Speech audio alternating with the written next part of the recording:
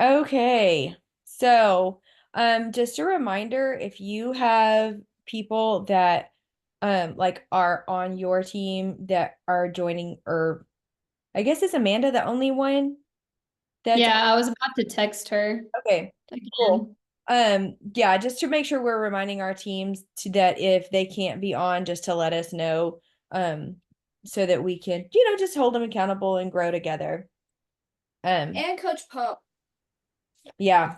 Yeah, and I don't know if she's got last week she had a meeting, so I don't know if it was a meeting or practice or what, but um but we'll go ahead and get started. So, how did y'all feel about the three chapters this week?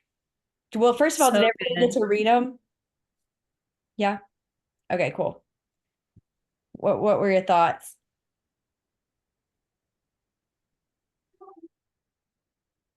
Good. It was kind of a lot of what I'm going through right now, I feel Okay. like. Okay. So, um, like I underlined a few things and obviously made notes and stuff. So, yeah. Yeah, good.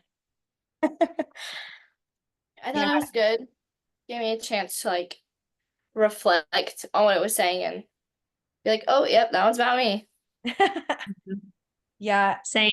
It was like a heart punch in some parts, and I was like, oh, okay. But the part where it's like talking about finding your own strengths, Mhm. I feel like that's something that I need to work on because I'm not very good at like telling myself like strengths.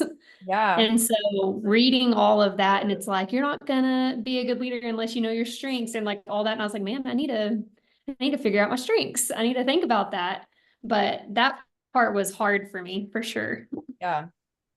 I get that. I think we live in a world where it's just easier to be more critical of yourself than to recognize and celebrate the things that you do really well. And I love that he is the kind of writer that even though you have that gut punch, that heart punch, like you said, um, he's very open about the places where he failed too and how he learned from it. And that's the whole goal of this book study is to figure these things out, learn from it, grow from it, and be better because of all of it.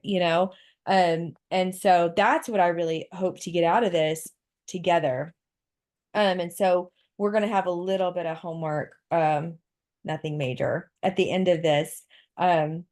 Just and it has to do with recognizing strengths. So, um, if we talk about chapter one, um, was there anything in particular in chapter one that you guys wanted to hit on? Becoming good at leading yourself. I mean, this one I did lots of highlighting and note taking.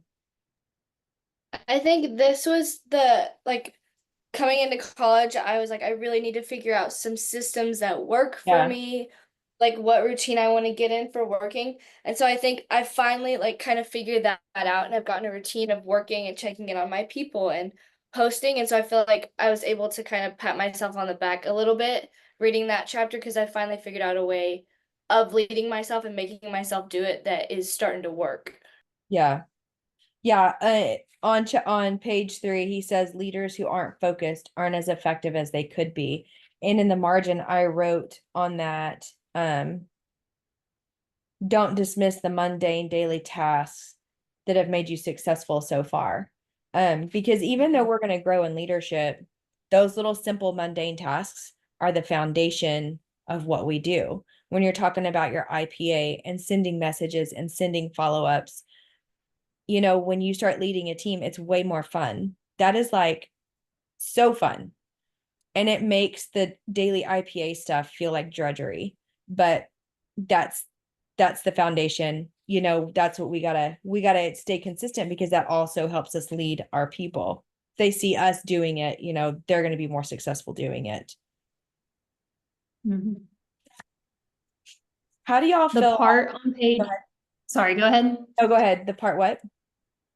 I was saying the part on page 8 about the microwave leader.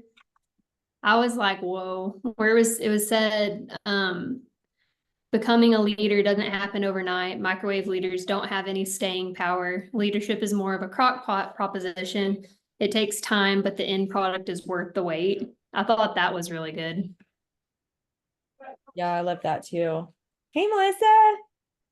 That's what I wrote too. I loved how he just kind of explained it all. I was like, oh, Mhm. that makes sense. Yeah. One thing that I highlighted in this section was we're in chapter 1, Melissa, just kind of going through some things there. One thing that I highlighted was when we are wise, we want to conquer ourselves. That begins when we do what we should, no matter how we feel about it.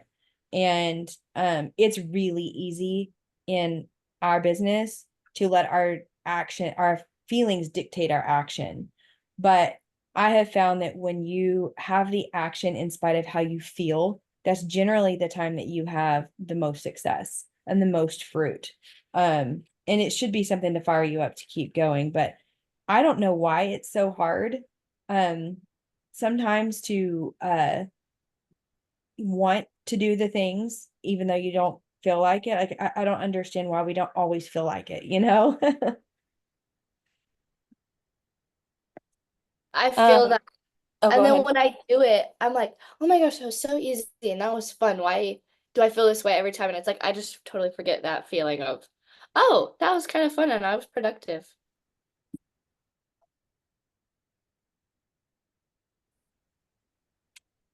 So on page 7, I put a little note and I wanted to thank you, Amy, for this part. It said, learn to submit to another person's leadership and to follow well. And that just kind of made me think of the little things that you asked us to do in the chat.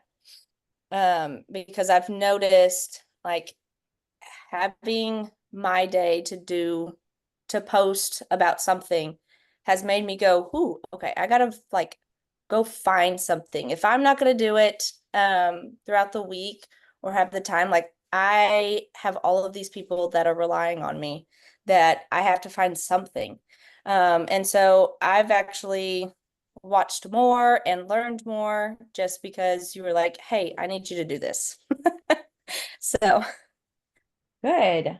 That makes me happy because it was really hard for me to ask you guys to do something because I know you're all busy, but so, sometimes it's easier to do things for people because you love them and you don't want to make their life more complicated.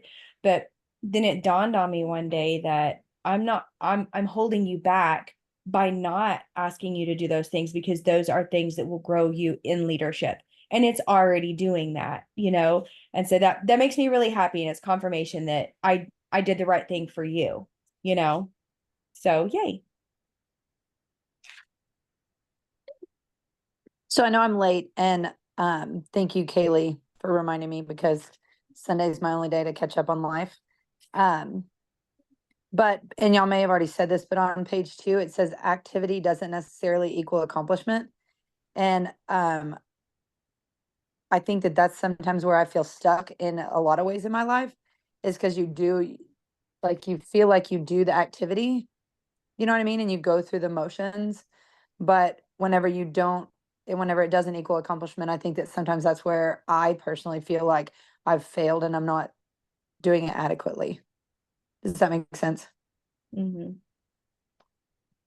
And then the other part was on 5, whenever it says, if you don't look at yourself realistically, you'll never understand where your personal difficulties lie and you won't find and correct your blind spots. Yeah, that's so true. That's that gut punch you were talking about, Shelby. One of the things that I got out of this chapter too was, um, you know, you gotta be able to see where you want to be. Set some goals. What do you want out of this? Where do you want to go? Because when you know what you want to become, it's easier to take those steps to hone yourself and recognize your weaknesses and become better. And so I think it's, goal setting and having something to focus on is really critical um for our growth as well. Did y'all see the one on page 10 when he said, when you see a good man, think of emulating him. When you see a bad man, examine your heart. I mean, I don't think any of us would consider ourselves a bad man, but that one really hit me.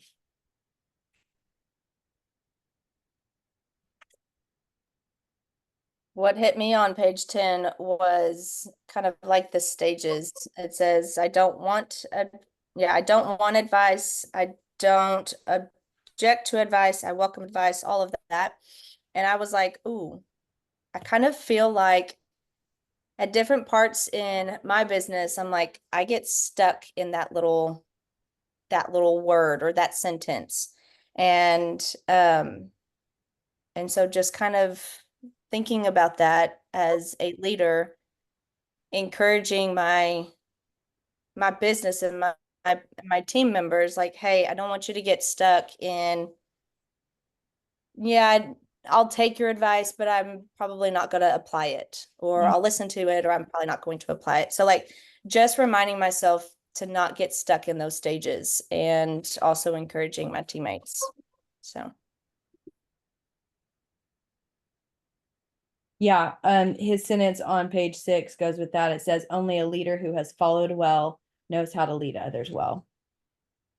You know, when you've been faithful in the little, you'll be made ruler of much. And he's got so many good biblical principles here. Okay, one more thing that I wanted to kind of highlight and point out, I don't know if you guys caught this, was on page 5 when he says, we tend to judge others according to their actions and results, but we tend to judge ourselves by our intentions. And, you know, I think it's easy to let ourselves off the hook for bad decisions with good intentions, you know? And so that's something too, that when we're examining ourselves throughout this book, and we're recognizing those areas of weakness, that we can adequately let ourselves recognize them without making an excuse, you know? Okay. Yes. Okay. Did you have something you wanted to add? Well, I was just gonna say, like, because this is like chapter 1 is the only one that I've really like dove into so far yet, and I Okay. know I'm behind, but I liked the very end in 12, whenever whenever he says, when the leader doesn't impact himself, the people don't respect him. And then nothing so conclusively proves a man's ability to lead others as what he does from day to day. The smallest group you will ever lead is one, a group of you the group of one. And I think that that's personally, sometimes I get caught up in trying to do everything else, that I don't focus on myself and lead myself from day to day. And it hit me pretty good. Yeah, that's good. Okay, so let's chat about chapter 2 real quick. I thought it was interesting that he hit on, you know, the fact that we tend to find our weaknesses and try to strengthen our weaknesses instead of strengthening our strengths, and then work on our weaknesses within our strengths. I thought that was really good, and I am so guilty of that. And one example for me is, yes, it's part of the job. Social media is part of the job. I'm not really very good at it. And I know I have to get better. But then part of me is like, okay, I am not going to kill myself to try to post like Kaylee Price, because she's great at it. You know, she's really good. She's very natural at it. I am not. But what I do have to improve on is my consistency at doing it, even if I don't do it well, because I would rather have consistent imperfection than sporadic perfection, you know? And that's something I have to work on is I think because I'm a perfectionist personality, I either like avoid completely working on things because I'm like, well, I know I can never be perfect at it. Um, and so, I mean, I don't know. And then I probably don't even work on my strengths, you know? How do y'all feel about that?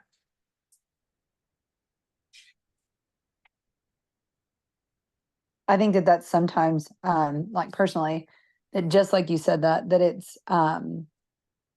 it's with that because then it's the fear of failure, which is like our biggest fear. My oldest came home from college, or I got to see her yesterday, and that was something that I really talked to her about of, things that are going on and me trying to handle everything that's going on in my life. It's because I'm not allowing myself to see any of my strengths or even try to attempt to even make it a strength if it's not a full strength because of the afraid that I'm afraid that I'm going to do it wrong. And then I feel like if I do it wrong and I'm trying to lead people that are underneath me, then what example am I setting because of the fact that I'm doing it wrong? And I'll be the first one to admit whenever I'm wrong. It hurts, but then if I just don't make a wrong, then it's okay. Does that make sense? Mhm. It makes sense, but it's wrong because you should just go do it. Yeah, And learn that because- it's wrong and grow from it. Yeah, the greatest growth we have in life is from our failures, Absolutely. you know? But it's stepping out to make the mistake and say it's okay to make the mistake and then search for your strength from that. Yeah, just being willing to fail. Yeah. Yeah.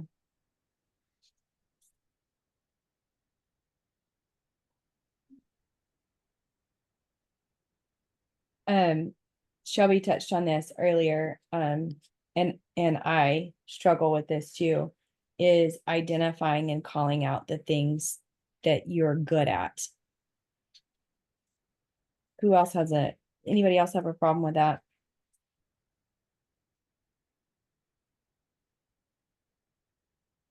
So Yes. do you think it's easier for us to look at one another and recognize what somebody else does well? 100%. Yeah. Personally, I feel like I can tell everybody what they do good. And I think that that's like one of my strengths is that I love to push people to be better um at everything that they do and like just compliment them and um just be that positive figure, but I don't. Like I really got caught up in it this last week and like I wasn't eating right, I wasn't doing all this kind of stuff because I like forgot about me. And so instead of calling out, like she said, I just wrote it down, identifying, calling out the things I'm good at. I just rather make everybody else good. Yeah. So one thing that he says on page 20 is your strengths will capture the attention of others and draw them to you. If others are continually praising you in a particular area, identify it, examine it, and start developing it. So for me, as as a leader, I looked at that and I thought, it's really important for me. And I really think for all of us to start calling out the things that we see people doing well, praising one another, because that's going to help you start identifying areas where you're really strong, you know? And I mean, that's like lifting each other up, obviously. Who doesn't like a compliment?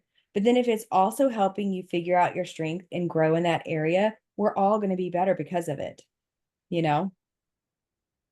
So I'm going to work on doing better about pointing things out that I see you doing well. Me too. I second that. I think one of my problems is that, and I don't know how to fix it because I want to be a humble person. And so I don't think that I accept the compliment well. Like I do because I appreciate it, but it's like when somebody says I'm good and I'm just going to relate back like to my coaching world. They're like, "Oh my God, you did so good. You got on here." And I'm like, my comment always is like, "No, I just drive the bus." It's like because I don't know how to say, "Well, thanks." Like, you know what I mean? And like not seem like I'm being overconfident, I guess. And so I think that that's something that I need to work on in myself is that when somebody does give me a compliment, like take it and apply it. Yeah. Own it. Yeah. Yeah. And you can do that and still be humble, Yeah, right. And now that you know to start listening to those things and examining them, the point is when you recognize those things, you can further develop those things and be even more excellent in that area. Okay. I liked the part, it's on page 20 and 21, but it's talking about how like discover your uniqueness, then discipline yourself to develop it. And I thought that was really, really good because it was talking about how we all have like different qualities. We all have differences about us and we all have something that makes us unique. And even if you don't know what that is yet, once you figure out what that uniqueness is, you can develop it and make yourself a better leader. And so I liked that a lot just because I've always told like my best friends, or I mean, I tell my daughters just that you're different. God made you different. God made you unique. And so it's your job to go about the world and show them that uniqueness. And so whenever I read that, I was like, I love that. Yeah, I love that too. Yeah, because really, when you think about it, you're the only you that God created on the planet. And, you know, nobody can do what you do. So, Mhm. yeah.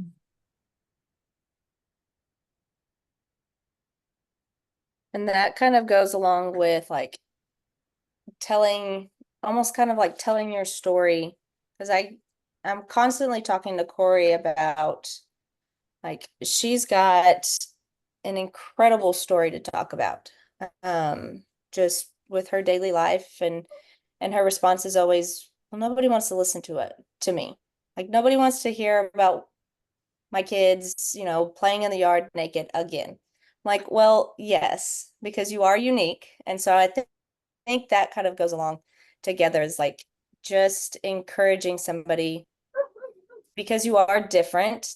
That's okay. We still want to know about it. We still love to see all the different types of people, and there's little pieces that we're going to relate to. So Yeah, I I'm gonna love keep that. talking to her. Yep. Okay, let's move on to chapter 3 because I don't want to keep you guys. I want to try to get off of here, do this in 30 minutes. So, um, I absolutely love this part because this is the whole point of leading, is bringing people with you.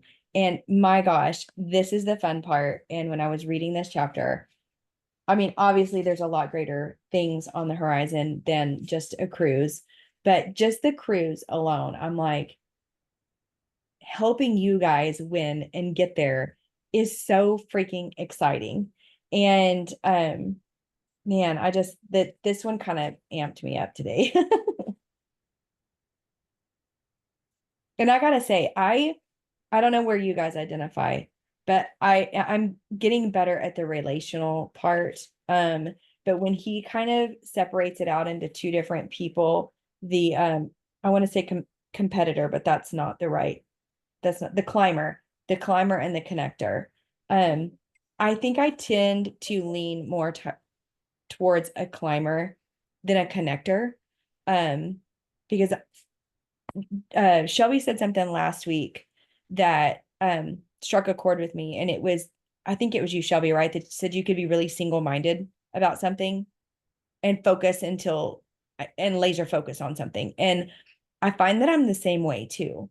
And it's easy to get so laser focused on something that you miss the relationship part of it. So I apologize if I have not been great at connecting and relating to y'all.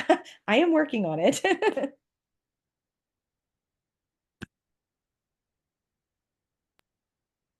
No, I mean, I took a lot out of this one too, just because as a teacher and kind of a coach, however you want to look at that, Ty and I talk about this all the time. Like, if you can't reach the kid, then you're not going to be able to understand what makes them go, or you can't help them academically if you don't know some of those. If you don't hold their heart, then you can't, really understand them. And so that, along with you, Amy, I find myself missing or not making that relationship connection. And that's something that I have to work on. And this is definitely pushing me out of those out of that comfort zone, asking some of those more personal questions just in conversations, I think has forced me to start making that relationship connection. So still working. That kind of ties into like my favorite part of not just chapter 3, but like the whole thing. I was listening to this in the car, so I didn't get to like highlight or annotate or anything, but I went back and highlighted this, and it says people do not care how much you know until they know how much you care. And that kind of goes with like initially kind of breaking down the wall with that person, building a relationship, and then getting into like what you know about the products and how you can help them. But you have to understand what they're going through first in order to help them, or for them to even want to receive your help.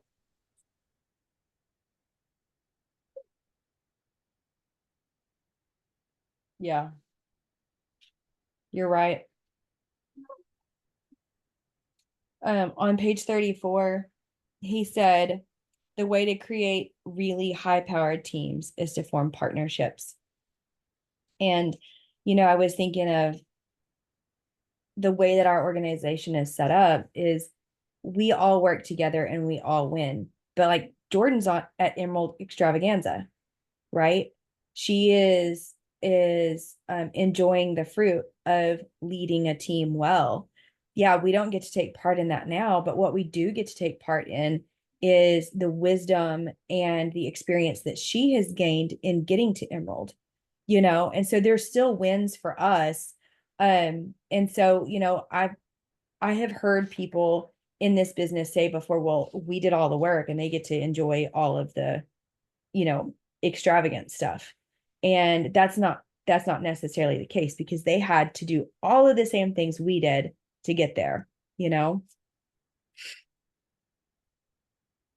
So like I'm kind of like spot reading, obviously, because I've not gotten this far, but I will. I promise I'll catch up. But back on page 30, something that I had a deep conversation with, just like Justine was saying, like that, talking about connecting with the kids and stuff. It says in here, so the questions for leader is not, should you try to get to the top, but two better questions is, how should you get there and who should you take with you? And, a question that had actually came up this last week was, like, why is God putting this all on me? And I'm like, God only gives us what we can handle. And the conversation was like, we're just so little and we can't take it all. And really, it never says that in the Bible anywhere. It actually says that he'll be there to handle what we're given. And so, we've like personally, my cross country team right now is going through this transition of not like they're saying here, not asking the leadership question of, should you try to get to the top? It's not, should you know what I mean? It's, I'm going to get there, and how am I going to get there, and who's going with me? And you and Kaylee have preached that so much to me, about, no, it doesn't matter. We're always going to do this. That's why three ways are involved. And that's why we do all this, so that we can get there together. And so I think that that's something that, that I've got to let go of, that no, we're not built to do all this on our own. And that's not what it's based on. And so, to sink that into my DNA and use it. Yeah. I'm in another book study right now with it's a Ruby's one, and it's the book, it's another John Maxwell book, and it's the 21 Irrefutable Laws of Leadership. And one of the chapters that I read this week, it was talking about, kind of about this same concept of taking people with you and like leading by example, but empowering people to do other things and grow in leadership as well. And it's really good. Like, y'all need, next book you do, this one's incredible because it actually helps you develop it helps you identify some of your leadership strengths a little differently. There's even a little test in the back of the book. It's really, really good. Anyway, he was talking about Henry Ford. And obviously, it's this ginormous company. But Henry Ford was so anti-people that his leadership style really like squashed people's leadership ability. And he was kind of the kind of person that wanted all the power and all the glory for himself. And if he had an idea, his was the golden idea, and that's all we were going to do. And so he had the same model, like the Model T, his very first model of car was the only design that they had for like 15 years. And he had leaders on his team that would bring him designs, and he was like, absolutely not, we're not doing anything different. And so his company took a long time to grow, and it wasn't until after he passed that they started to have a little bit of growth in their company. Then his grandson took over the company and led the same way. And so it wasn't until after his grandson was out of the company until the company really took off, because they had other leaders come in and innovate. And I thought, man, that is not the kind of leader that I want to be. You know, I want to be the kind of person who empowers and brings people with me and sets them on a pedestal and enriches their life first above my own. So, and I think we're in the perfect company to do that, because that is modeled from us, for us, from the top all the way down. And so I think we're really set up to grow in these areas that we've talked about today. Anything else y'all want to point out or highlight? I'm gonna add the last, I looked at the last page. Okay. Cause I feel like sometimes like that's like the end of the book, you know what I mean? It has really good stuff. But it says, success is fleeting, but relationships are lasting. And it goes into what you just said, and, you know, taking a connector's approach instead of taking a leadership, like advancing your own career. And, if Kaylee, if she would have never messaged me, I would have never known all these people that now I'm starting to see connections on Facebook. Like, you know, somebody of that, somebody, and it's like everlasting friendships that we don't even know. I mean, I don't know everybody yet, keyword yet.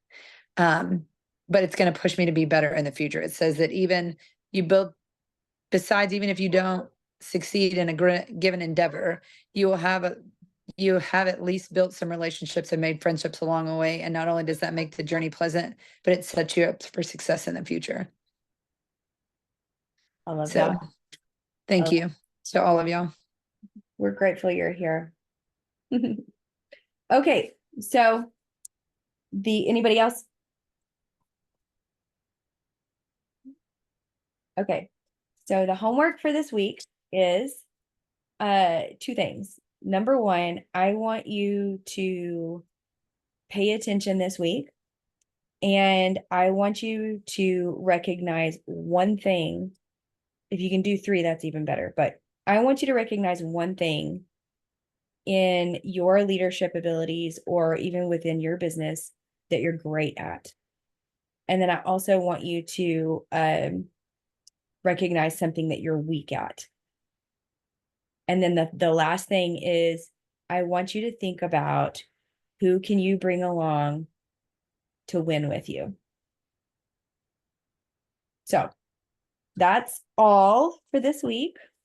Next week will be 4, 5, and 6. And hopefully we'll be able to get everybody on. I think we're only missing a couple. So y'all are awesome. I appreciate you doing this with me. And are there any questions or anything before we hop off? Nope. Okay. Y'all have an awesome week. I can't wait to connect with you this week. So if you need anything at all, just let me know. Thank you. Welcome. Love y'all. Love y'all too.